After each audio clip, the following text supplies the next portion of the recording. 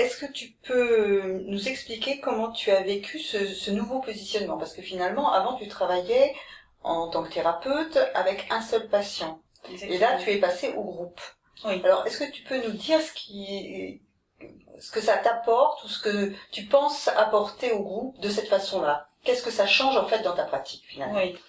Oui, ça a changé en effet beaucoup de choses et ça n'a pas été très simple pour moi parce que j'avais vraiment l'impression que le travail individuel était très efficace et cette relation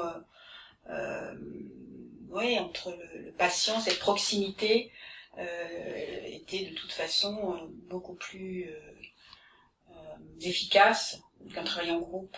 Travailler en groupe, j'avais l'impression que c'était un peu de l'amateurisme, que je n'y trouverais pas ma place, que j'avais pas de grande légitimité pour ça. Alors en fait, au début, c'est vrai que ce sont surtout mes anciens patients qui m'ont suivi, qui m'ont fait confiance, et je les en remercie d'ailleurs. Et nous avons été, eux et moi-même, complètement bluffés par ce travail. Alors qu'est-ce qui se passe qui nous rend aussi, qui nous étonne autant? Eh bien, on se rend compte que finalement, tout seul, on peut beaucoup de choses.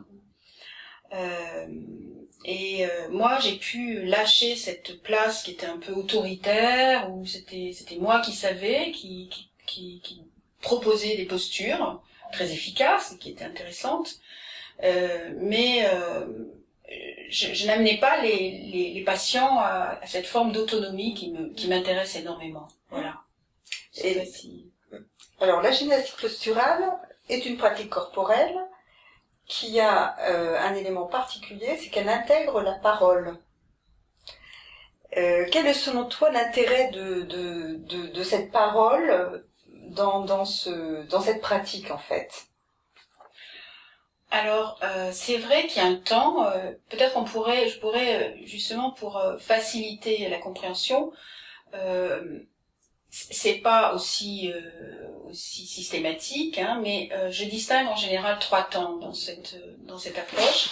Alors, d'abord, je vais proposer un mouvement que je décris de façon très précise. Ça, c'est la première phase. Je l'appelle la mise en corps. Voilà. Ensuite, il y a une deuxième phase qui est une phase plus intime, plus profonde, où on va laisser s'infuser les sensations, les perceptions. Voilà. Il y a le mouvement qui est en fait cette première phase. Oui, ce que j'oublie de dire, c'est que cette première phase, ce premier mouvement, pour moi, c'est vraiment un prétexte, un alibi, pour nous permettre, pendant cette deuxième phase, d'avoir justement, en laissant infuser un peu les choses, en laissant laisser venir des sensations, des observations. Et ensuite, il y a une troisième phase, qui est une phase plus d'intégration, voilà, qui va nous permettre de cheminer avec cette expérience qu'on vient de faire. Et c'est là que se situe la mise en mots, voilà, qui se fait quand nous sommes assis, tous en face à face. Et voilà, c'est à ce moment-là que se passe cette partie qui a été aussi difficile à mettre en place pour moi parce que je suis kinésithérapeute, je fais faire un travail sur le corps et je pensais que la parole n'avait pas sa place. En tout cas en mésière, on parle pas. Dans les postures, on peut pas parler. C'est même vécu comme des compensations. Voilà. Alors je rebondis un peu par rapport par rapport à ce que tu viens de dire tout de suite et aussi de ce que tu as dit précédemment au niveau de la pédagogie. Parce qu'il me semble que la gymnastique posturale remet en fait, par le groupe et par le travail que tu fais, le participant au cœur de son processus corporel. Il y a, est-ce que on pourrait parler d'éducation patient, tu parlais de pédagogie tout à l'heure, ou même je prendrais une terminologie qui a plus trait à l'entreprise, mais un moment de recherche et développement, tu vois, dans le sens où tu vas amener le participant à découvrir, à exprimer, donc à prendre possession finalement de ce corps qu'on méconnaît quand même longtemps.